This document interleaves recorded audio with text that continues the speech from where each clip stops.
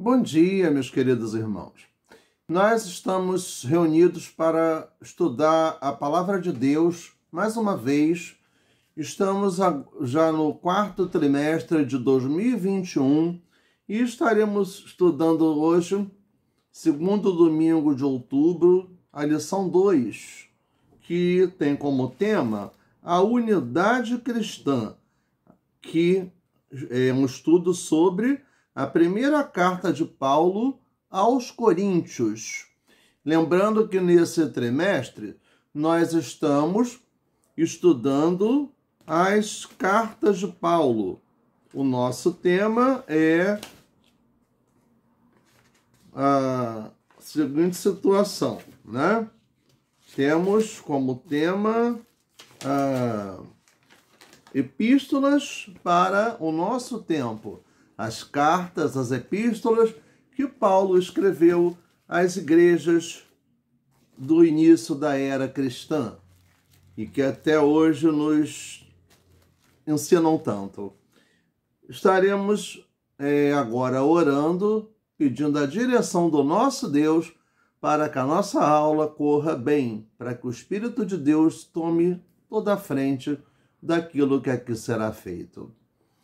Ó Pai querido, nós nos colocamos nas Tuas mãos, Senhor. Nós te agradecemos porque podemos, ó Pai, nos chegar a Ti, estudar e aprender da Tua palavra. Te pedimos, Senhor Deus, que Tu possas usar-me, ó Deus, aqui na direção desse estudo, dando-me, ó Pai, a devida sabedoria, o entendimento na condução daquilo que aqui será dito. Pai querido, te pedimos que Tu me instrua, Senhor, e que Tu possas tomar todos quantos estiverem vendo e ouvindo esta aula, para que, ó Deus, estes possam também crescer na Tua graça e no Teu conhecimento. Ó Deus, abra as nossas mentes, abre o nosso entendimento, Senhor, para aprender da Tua palavra, Senhor, e aplicar em nossa vida, ó Pai, no dia a dia. Em nome de Jesus. Amém. Nós faremos uma leitura na primeira carta de Paulo aos Coríntios, capítulo 1. No capítulo 1, do versículo 10 em diante. Lembrando que a revista nos sugere 1:10. E nós vamos estender um pouquinho mais até o versículo 14, para que possamos ter uma melhor ideia do contexto, do que se trata. As dissensões na igreja de Corinto. Rogo-vos, porém, irmãos, pelo nome de nosso Senhor Jesus Cristo, que digais todos uma mesma coisa, e que não haja entre vós dissensões. Antes, sejais unidos em um mesmo sentido e em um mesmo parecer, porque a respeito de vós, irmãos meus, me foi comunicado pelos da família de Cloe que há contendas entre vós. Quero dizer, com isto, que cada um de vós diz: eu sou de Paulo, e eu de Apolo, e eu de Cefas, e eu de Cristo. Está Cristo dividido? Foi Paulo crucificado por vós? Ou fostes vós batizados em nome de Paulo? Dou graças a Deus, porque a nenhum de vós batizei, senão a Crispo e a Gaio. Bem, a igreja dos Coríntios, uma igreja bem singular no contexto das diferentes igrejas que foram formadas no início da era cristã e das quais o apóstolo Paulo escreveu cartas. Essas cartas eram formas de orientação a estes novos cristãos de como eles deviam viver, como eles deviam agir, qual deveria ser o seu procedimento no dia a dia dali do primeiro século da era cristã. Aqui nos diz a revista, um detalhe ainda, a cidade de Corinto era uma cidade que estava no meio do caminho entre a Europa e a Ásia. Então era uma cidade muito influenciada por muitos estrangeiros que por ali passavam. Era uma cidade cosmopolita para a época.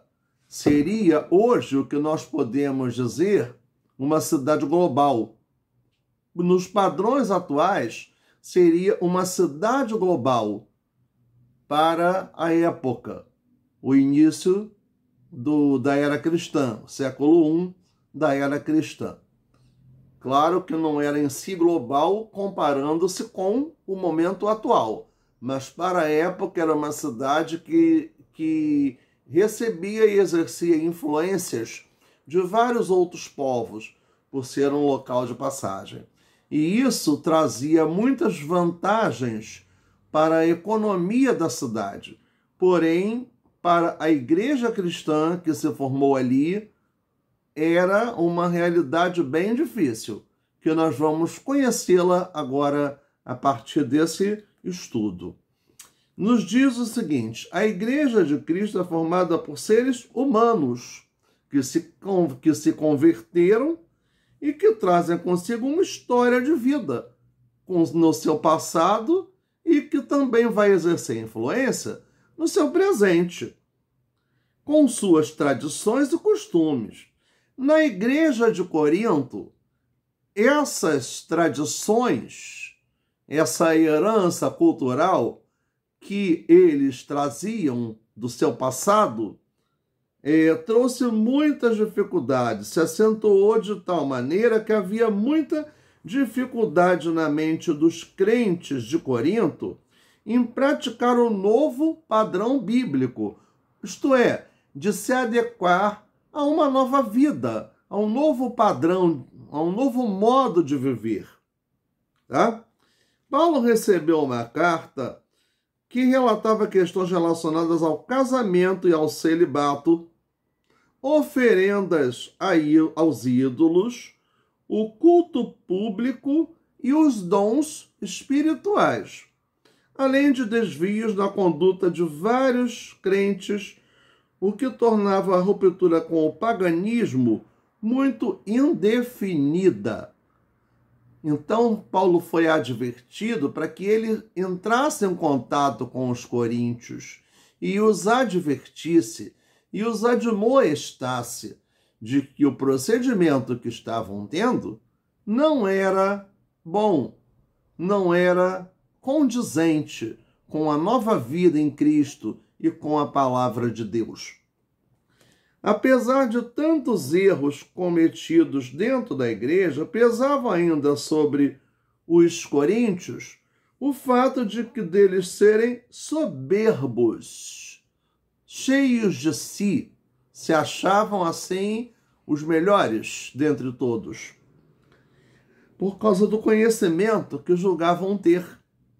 Mas eram, na verdade, ignorantes e não sabiam o básico sobre a vida cristã, porque a sabedoria que tinha entre os coríntios era uma sabedoria do mundo, não era uma sabedoria divina, não era uma sabedoria para ser posta em prática baseada na palavra de Deus. Então foi preciso que o apóstolo Paulo usasse para eles a expressão "não sabeis" várias vezes, para convencê-los do erro, especialmente aos que achavam que sabiam tudo. Paulo provavelmente escreveu a carta aos Coríntios a partir da cidade de Éfeso, próximo, né? Porque ele também escreveu aos cristãos de Éfeso, que são os Efésios, onde ficou por mais de 2 anos, por volta do ano 55 depois de Cristo. Então vejamos os problemas da igreja de Corinto e vamos relacionar, vamos comparar com a igreja hoje, com a igreja atual, se esses problemas também não se fazem presentes entre nós. Primeiro deles, a divisão dentro da igreja. Esse primeiro capítulo da nossa lição 2 está em 1 aos Coríntios, capítulo 3, de 1 a 23. Paulo diz assim: E eu, irmãos, não vos pude falar como a espirituais, mas como a carnais, como a meninos em Cristo. Com leite vos criei, e não com manjar, porque ainda não podíeis, tampouco ainda agora podeis, porque ainda sois carnais. Pois havendo entre vós invejas, contendas e dissensões, não sois porventura carnais, e não andais segundo os homens? Veja bem, esses cristãos de Coríntios não haviam atingido uma maturidade espiritual, porque eles ainda andavam segundo os homens. Eles estavam fazendo um uso muito grande da sabedoria humana, uma coisa que não é bom, que não é ideal para a vida cristã. A sabedoria humana e a sabedoria divina têm seus limites. E ali a sabedoria divina os levaria a conduzir as suas vidas como Deus quer, dentro do plano que Deus traçou para a humanidade, tá? Então a sabedoria humana que se trata aí é uma sabedoria que, na verdade, não tem sabedoria, é uma sabedoria errada. Não é a sabedoria de conhecimento, de pesquisa, de ciência. É uma sabedoria que se distancia de Deus. A divisão, quem é Apolo, quem é Paulo, a divisão dentro da igreja está clara. Havia dentro da igreja dos Coríntios quatro grupos. Os de Cristo, os de Paulo, os de Cefas e os de Apolo. E Paulo coloca claramente se foi ele quem ressuscitou, se foi ele quem foi crucificado, para que houvesse seguidores dele. Né? Uma igreja dividida. Fica claro que Paulo não podia falar a pessoas amadurecidas espiritualmente, porque elas eram carnais, eram como crianças espirituais.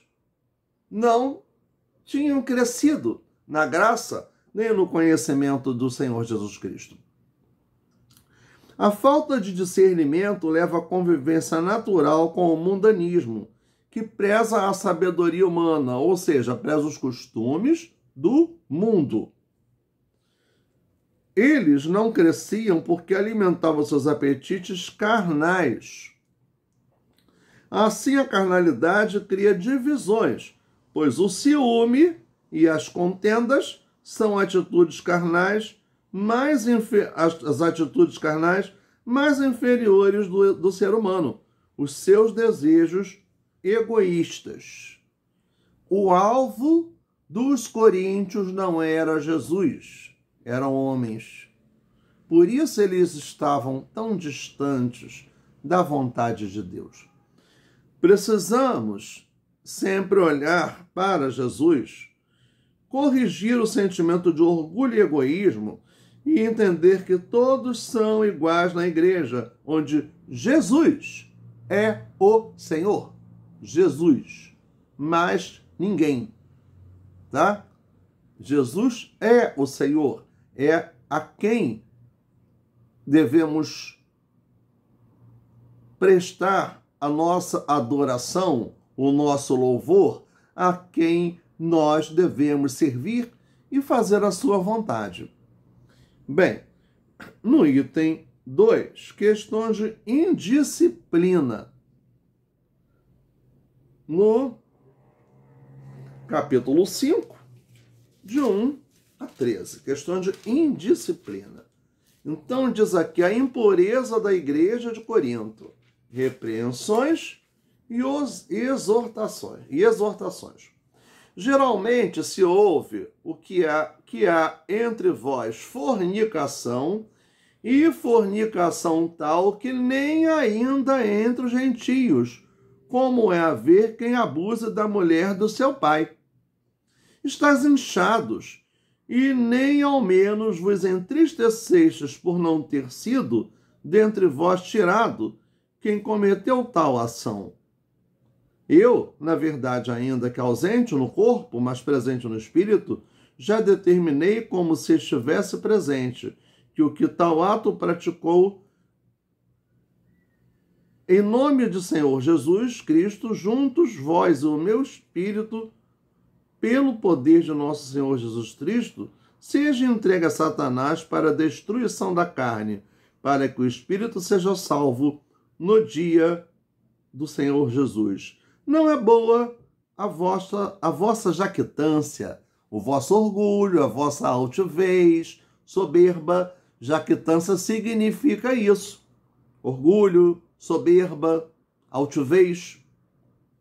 Não sabeis que um pouco de fermento faz levedar toda a massa? Alimpai-vos, pois, do fermento velho, para que sejais uma nova massa, assim como estáis sem fermento. Porque Cristo, nossa Páscoa, foi sacrificado por nós. Então, havia imoralidade, muita imoralidade na igreja de Corinto, tá? Ao ponto da fornicação, do adultério, de várias situações acontecer entre eles e achar que aquilo era normal, quando na verdade não é. Deus não aprova essas atitudes. Então vejamos, a igreja ficou inerte. Por quê? Porque não tomou nenhuma providência para resolver aquela situação. Falavam-se sobre o assunto em cochichos, não abertamente. Tudo continuava normal. Não se lamentaram e nem disciplinaram aqueles que agiam dessa forma. Quer dizer, havia, então, comentários entre si, a chamada fofoca.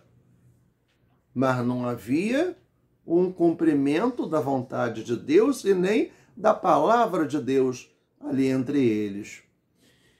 Então, Paulo propõe uma reunião para que, na autoridade do Senhor, se aplicasse a disciplina, ser entregue a Satanás para a destruição da carne, significa excomunhão ou exclusão da comunhão com a igreja.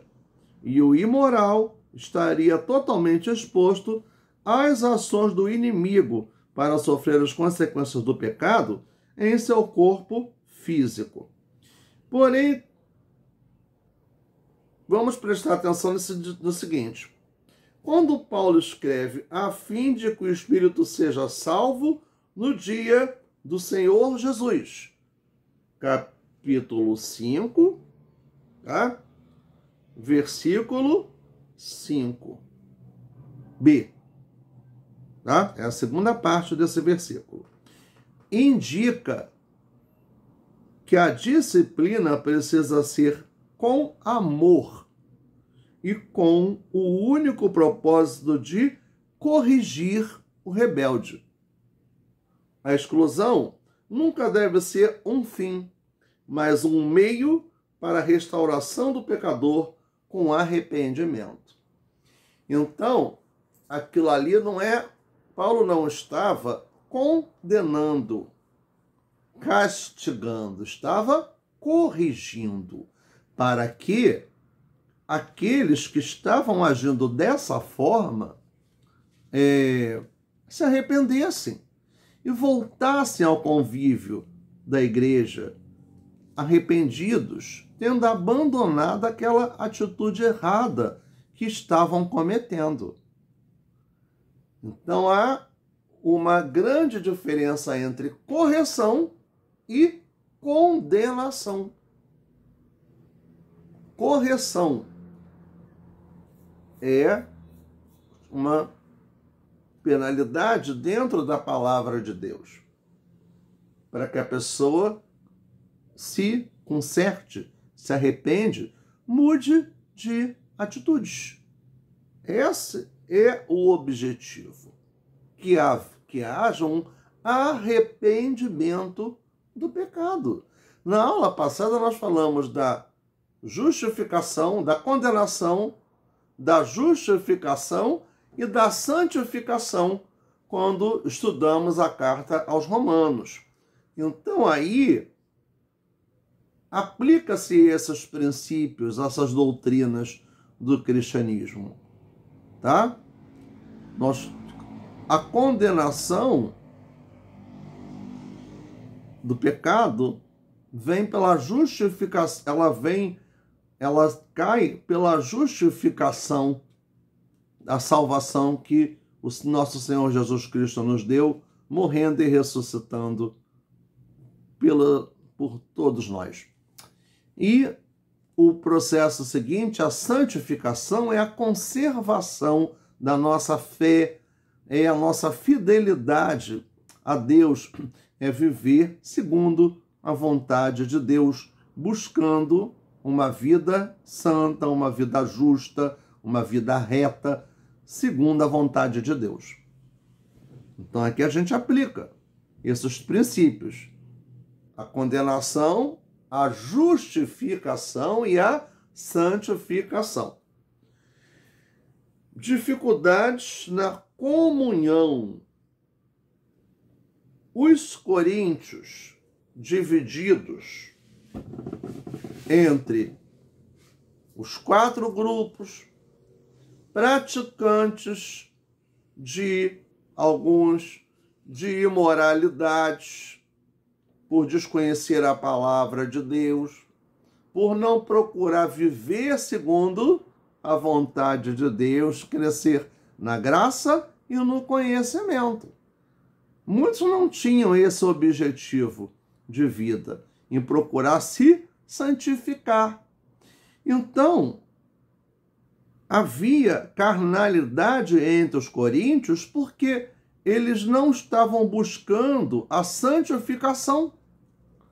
Eles não estavam buscando viver segundo a vontade de Deus e abandonar aquela vida pecaminosa que eles tinham antes. Aquela realidade de domínio do pecado que eles tinham nas suas vidas. Tá? Então vemos que isso reflete na comunhão. Nos diz aqui, isso está no capítulo 11. Esse capítulo 11 é justamente quando fala da ceia. E esse capítulo, que é lido quando há a prática da ceia do Senhor, ele retrata essa falta de comunhão que existia entre os coríntios. Não bastasse todos os problemas de dissensão, e a consequência disso era quando se reuniam para a celebração da ceia do Senhor. Paulo inicia o tema afirmando que não os elogiava. 11:17, que diz o seguinte: nisto, porém, que vou dizer-vos, não vos louvo, porquanto vos ajuntais, não para melhor, senão para pior. Porque antes de tudo ouço que, quando vos ajuntais na igreja, há entre vós dissensões, e em parte o creio, e até importa que haja entre vós heresias, para os que são sinceros se manifestem, para que os que são sinceros se manifestem entre vós, de sorte que quando vos ajuntais em um lugar, não é para comer a ceia do Senhor, porque cada um toma antecipadamente a sua própria ceia, e assim um tem fome e outro embriaga-se. Não tendes, porventura, casas para comer e para beber? Ou desprezais a igreja de Deus e envergonhais os que nada têm? Que vos direi? Louvar-vos-ei? Nisto não vos louvo, porque eu recebi do Senhor o que também vos ensinei, que o Senhor Jesus, na noite em que foi traído, tomou o pão e, tendo dado graças, o partiu e disse: Tomai, comei, isto é o meu corpo que é partido por vós. Fazei isto em memória de mim. Semelhantemente, também depois de cear, tomou o cálice, dizendo: Este é o cálice do Novo Testamento no meu sangue. Fazei isto todas as vezes que beberdes, em memória de mim. Porque todas as vezes que comerdes este pão e beberdes este cálice, anunciais a morte do Senhor, até que venha. Porque qualquer que comer este pão ou beber o cálice do Senhor indignamente será culpado do corpo e do sangue do Senhor.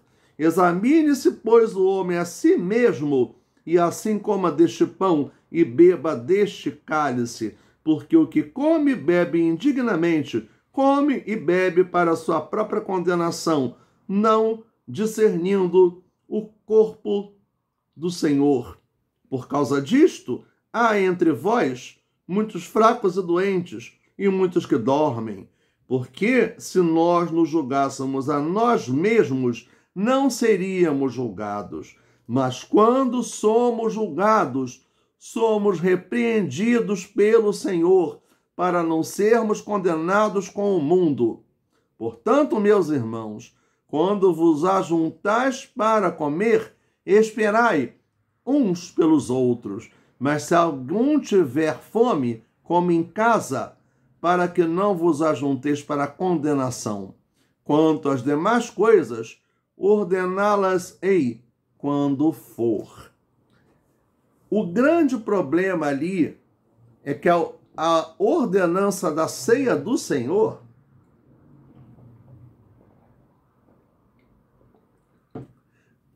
era feita sem nenhuma reverência, sem nenhum temor a Deus.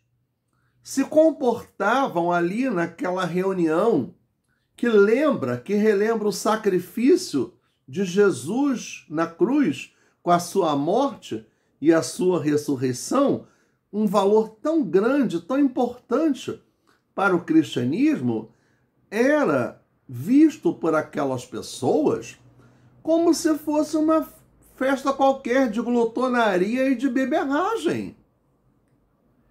Eles se exibiam, estando na igreja, como se estivessem numa festa qualquer, sem nenhum temor a Deus.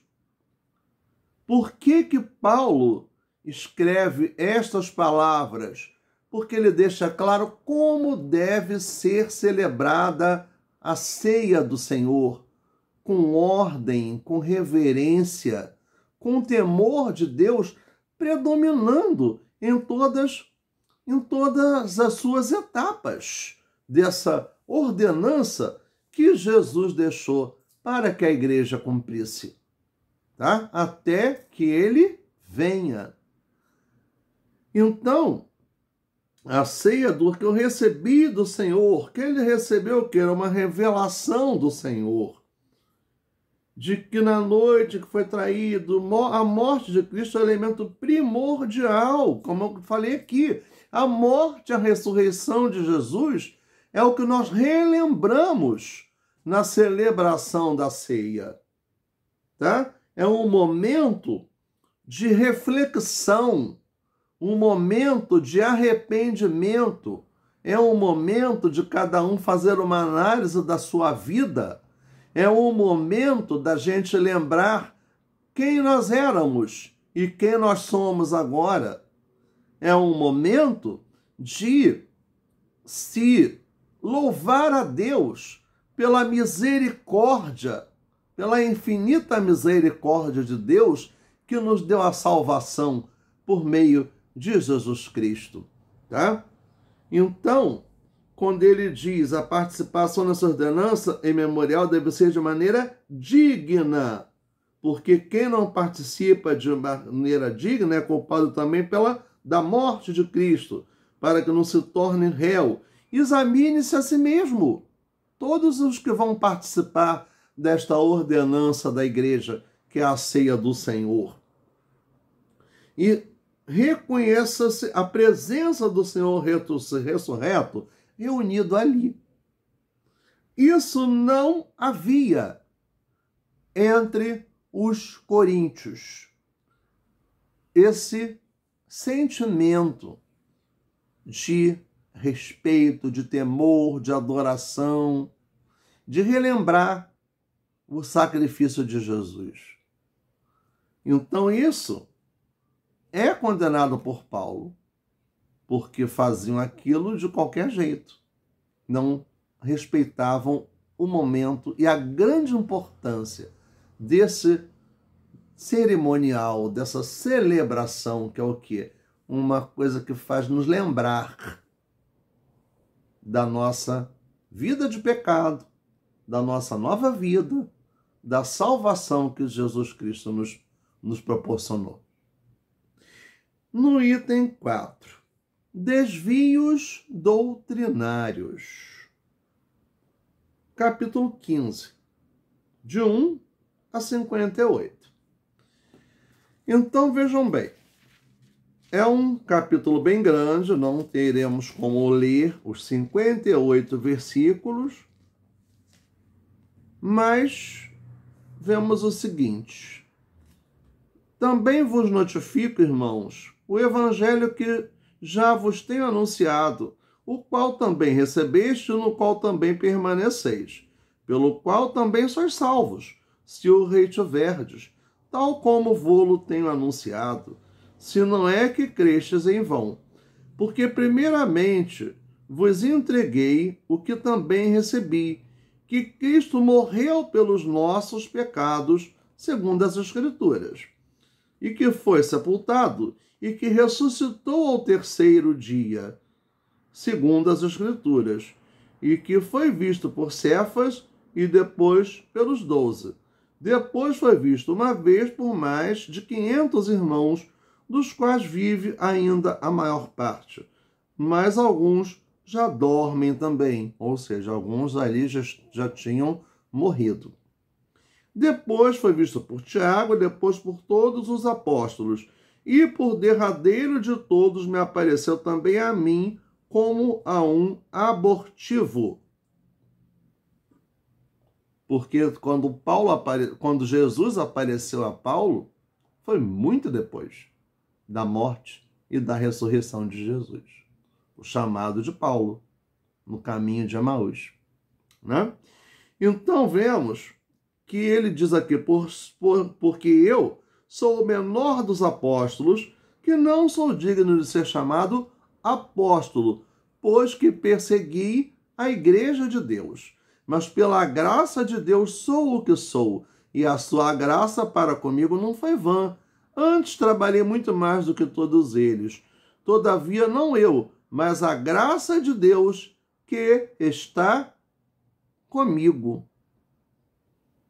Então havia uma corrente doutrinária dentro da igreja dos coríntios, pregando que não há ressurreição dos mortos. Tá? Em 1 Coríntios 15, 12, que diz: ora, se prega que em Cristo se prega que Cristo ressuscitou dos mortos, como dizem alguns dentre vós, que não há ressurreição dos mortos. E se não há ressurreição dos mortos, também Cristo não ressuscitou. E se Cristo não ressuscitou, é vã a nossa pregação e também é vã a vossa fé. Bem, Paulo responde com esse que é o maior capítulo da carta, falando do testemunho vivo e eficaz das Escrituras, o Antigo Testamento, porque os profetas já falavam da vinda do Messias. Jesus já era o Messias era o Messias prometido e os profetas já vinham falando que ele viria. Claro que Deus revelou que ele viria, mas não revelou quando, né? Então vejamos isso. Também das testemunhas oculares. Testemunhas oculares são aquelas testemunhas que viram com seus olhos, diretamente, pessoalmente, Cristo ressuscitado. Então essas são testemunhas oculares que podem comprovar aquilo ali. Como é que havia dentre aquelas pessoas quem dissesse que não haveria ressurreição dos mortos? Se não houvesse a ressurreição dos mortos, quer dizer, é dizer que Cristo não ressuscitou.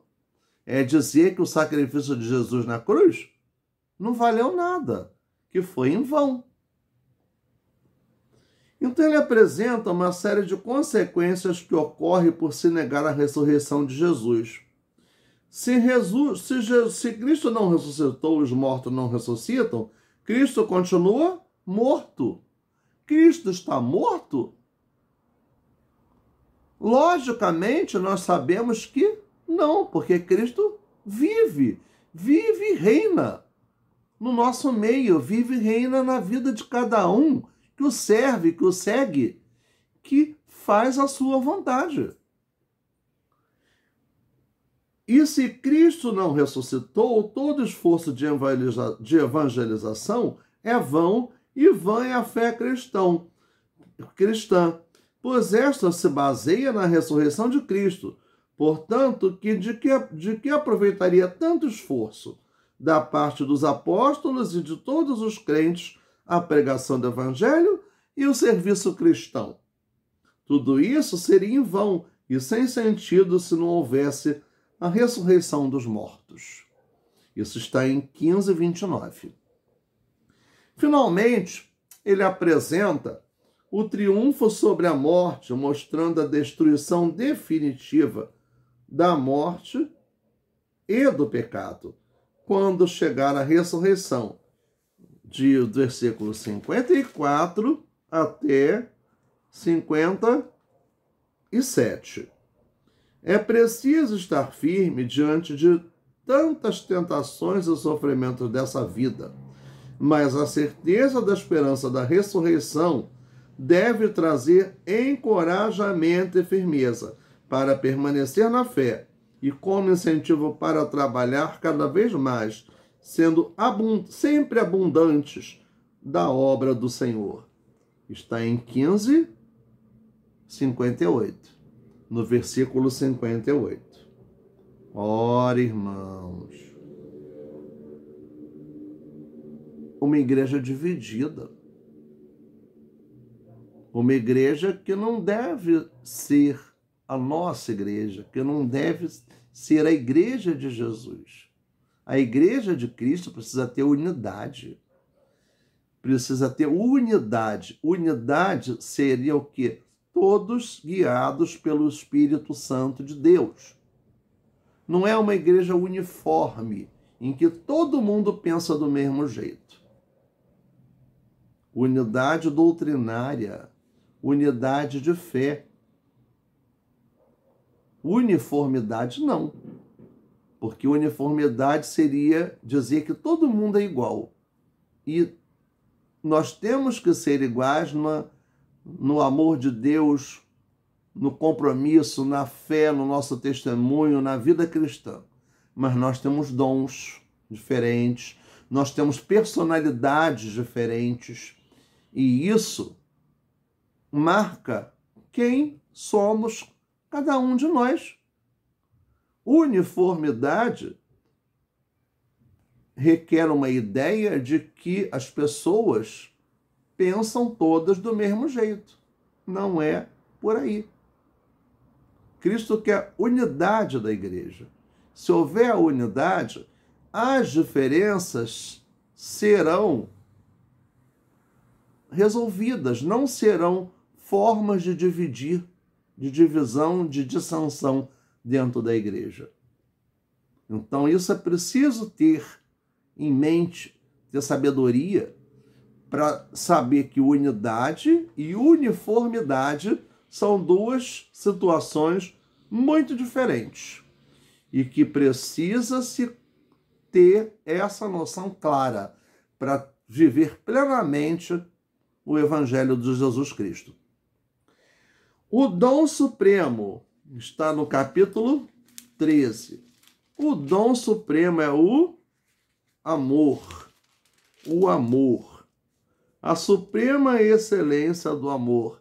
E ainda que eu falasse a língua dos homens e dos anjos, e não tivesse amor, seria como metal que soa, ou como sino que tine. E ainda que tivesse o dom de profecia, e conhecesse todos os mistérios e toda a ciência, e ainda que tivesse toda a fé, de maneira tal que transportasse os montes, e não tivesse amor, de nada seria. E ainda que distribuísse toda a minha fortuna para o sustento dos pobres, e ainda que entregasse o meu corpo para ser queimado, e não tivesse amor, nada disso me aproveitaria. O amor é sofredor, é benigno, o amor não é invejoso, o amor não trata com leviandade, não se ensoberbece, não se porta com indecência, não busca os seus interesses, não se irrita, não suspeita mal, não folga com a injustiça, mas folga, se alegra com a verdade. Tudo crê, tudo sofre, tudo espera, tudo suporta. O amor nunca falha, mas havendo profecias serão aniquiladas, havendo línguas cessarão, havendo ciência desaparecerá, porque em parte conhecemos e em parte profetizamos. Mas quando vier o que é perfeito, então o que é em parte será aniquilado. Capítulo 13 foi lido aí por mim, de 1 a 10. Então nós temos musicado O Amor Jamais Acaba, gravado pelo Grupo Prisma. O hino Amor, o hino 380 do cantor cristão Amor. O hino Amor Fraternal, que fala da comunhão com os irmãos, que é o hino 381. O cântico Corpo e Família, né? Somos corpo, assim bem ajustado, totalmente ligados, unidos em amor. Se não tivesse o amor, de nada valeria. Se não tivesse o amor, proveito algum teria. Fria e sem razão, a vida então passaria. Vazio seria o falar, o sino que insiste em tocar, se dentro de mim não valesse o amor. São os versos do cântico Essência de Deus, que eu já pus o clipe desse cântico numa outra aula, em um outro momento. Estou falando sobre esse tema. Bem, o apóstolo Paulo nos diz que o amor é o dom supremo que suplanta todas as dificuldades de relacionamento. Se aplica a todos os aspectos da carta. Tá? Então a gente vê, na perspectiva de Paulo, o problema principal da igreja de Corinto, dos coríntios, era a falta de amor. Assim perguntamos, como está o amor em nossas igrejas? Será que ele está sendo praticado devidamente? Paulo, nesse capítulo, quer ressaltar a supremacia do amor e usa comparações e hipérboles para mostrar. É o que eu li aqui no capítulo 13, de 1 a 3. Hipérbole, ele está exagerando, colocando coisas além do normal para que as pessoas pensassem, refletissem sobre isso, né? Que todos os dons e ações eclesiásticas são inúteis se são realizados sem amor. Sem amor, sem o amor que vem de Deus. Se não for espontâneo, vou fazer aquilo para aparecer, para querer mostrar que eu sou uma pessoa muito legal, muito bacana. Isso é hipocrisia. Isso não é aprovado por Deus. Nós sabemos disso. Então, é uma atitude que não deve fazer parte do nosso dia a dia, da nossa prática de vida cristã, né? Precisa de atitude de mansidão, de domínio próprio, mas, porém, não reduz o amor a um sentimento banal ou mecânico. Pelo contrário, é preciso muito autocontrole para exercitar o amor em meio à indiferença. O amor não se ressente do mal. Tudo ou sempre suporta e jamais acaba. E quando Paulo diz, quando, porém, vier o que é perfeito, ele está se referindo à segunda vinda de Cristo, como o último acontecimento do plano redentor de Deus. Então, ele está falando de um momento presente e também de um momento futuro, para que aquelas pessoas agissem com amor. Não havia ali um amor, não havia uma unidade, não havia comunhão, mas precisava haver. Eles tinham que mudar de atitudes,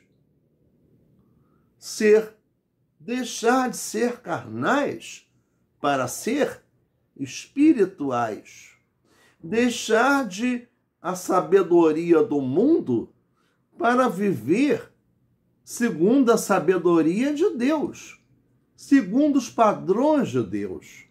Essa era a grande mudança que precisava acontecer ali entre os coríntios. E que eles tinham que tomar posse das promessas de Deus e dessas atitudes e mudar de vida.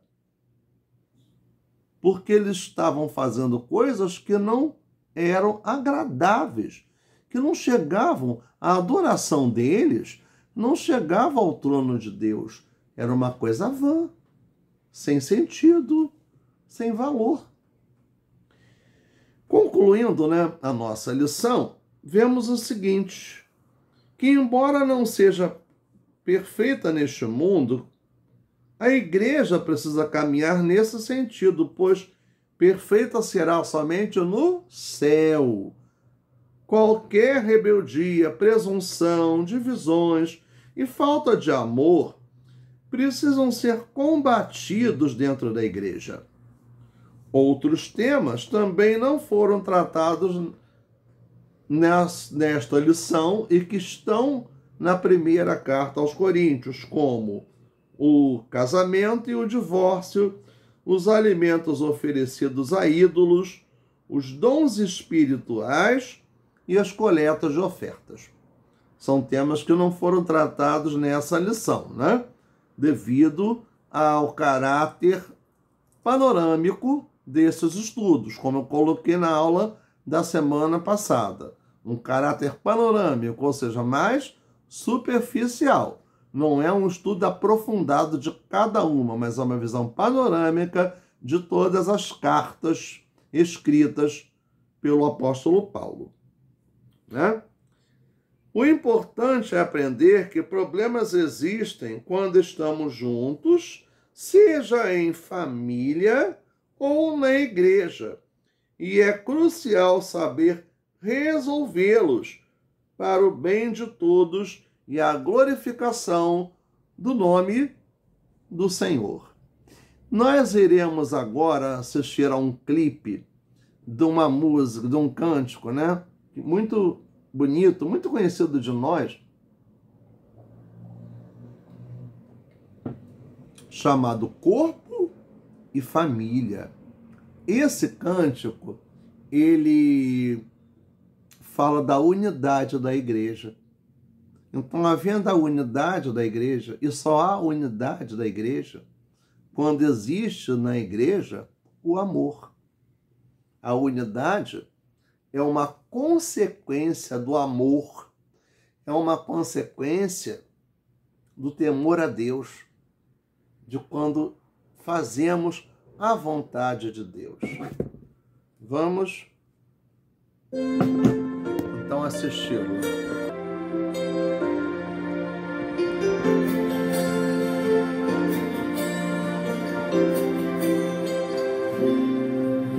Recebi um novo coração do Pai,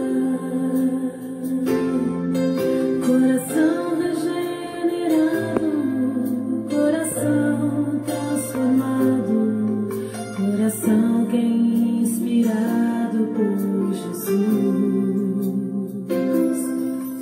Como fruto deste novo coração, eu declaro a paz de Cristo, te abençoo, meu irmão. Preciosa é a nossa comunhão.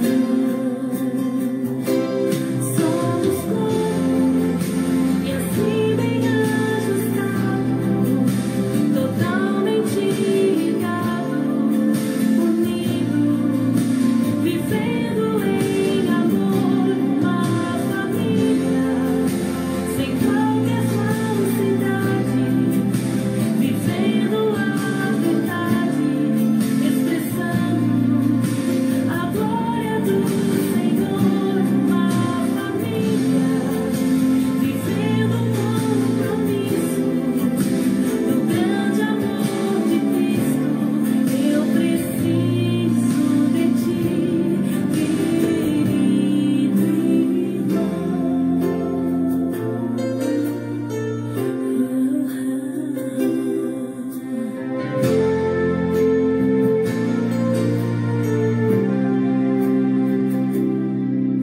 Como fruto deste novo coração,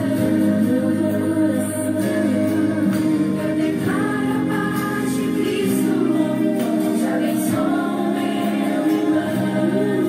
Preciosa é a nossa comunhão. Somos corpo e assim bem ajustado, totalmente ligado, unido, vivendo em amor, uma família, sem qualquer falsidade, vivendo a verdade, expressando a glória do Senhor, uma família, vivendo o compromisso do grande amor de Cristo. Eu preciso de ti, querido irmão. Precioso és para mim, querido irmão. Eu preciso de ti, querido irmão. Precioso és para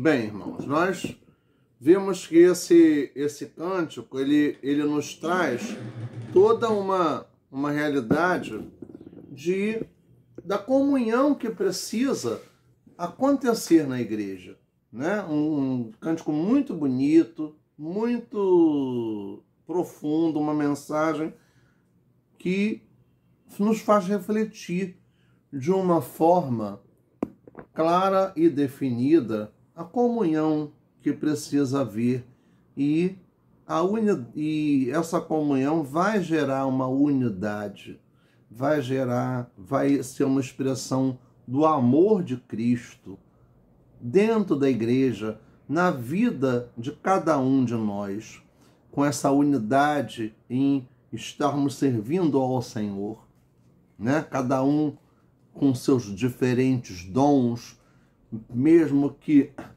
pensamos sobre determinados pontos de forma diferente, mas precisamos ter uma unidade de fé, precisamos ter uma unidade de doutrinária, de amor, de bondade, de testemunho vivo, para que as pessoas vejam Cristo refletido na nossa vida, nas nossas palavras, nas nossas atitudes. Isso é fundamental, se viver dessa forma.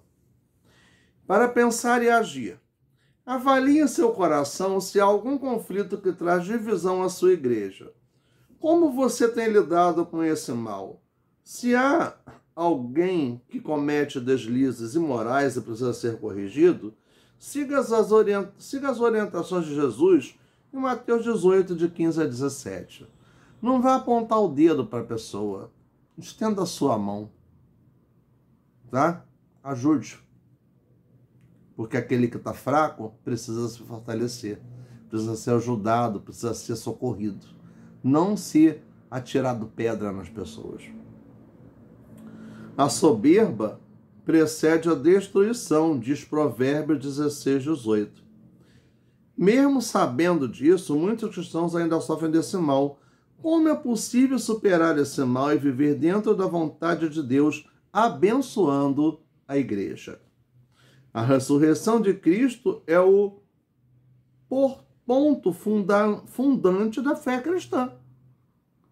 Pare e pense nas consequências negativas relatadas por Paulo e veja se há, porventura, dúvida sobre ela. Vivamos sempre expressando o amor de Deus revelado por Cristo em sua morte. Esse amor deve balizar todas as nossas ações, seja fora ou dentro da igreja. Então, o amor de Cristo precisa ser expresso por nós. Irmãos, que possamos refletir, irmãos, amigos, que possamos refletir em tudo isso, né?